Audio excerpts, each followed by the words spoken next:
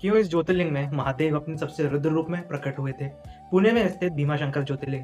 ये ज्योतिर्लिंग जुड़ा है रामायण के एक पात्र कुंभकर्ण के परिवार से। कथा शुरू होती है कुंभकर्ण के पुत्र राक्षस भीम से। जब भीम को पता चला कि उसके पिता का वध श्री राम ने किया था तो वह प्रतिशोध से भर उठा। उसने ब्रह्मा जी से अजय होने का वरदान लिया और देवलोक और पृथ्वी पर आतंक मचा दिया। उसका लक्ष्य था हर शिव भक्त का विनाश। इसीलिए उसने कामरूप के राजा और शिव भक्त सुदर्शन को बंदी बना लिया। कारागार में बंधे होते हुए भी राजा सुदर्शन ने मिट्टी से शिवलिंग बनाया और महादेव की भक्ति में लीन रहे।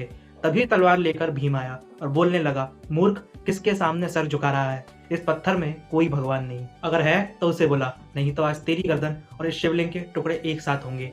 जैसे ही भीम ने शिवलिंग को तोड़ने के लिए अपनी तलवार से प्रहार किया, उसी वक्त साक्षात महादेव वहां प्रकट हो गए। महादेव का वो रूप इतना विशाल और तेजवान था कि कारागार की दीवारें ढह गईं।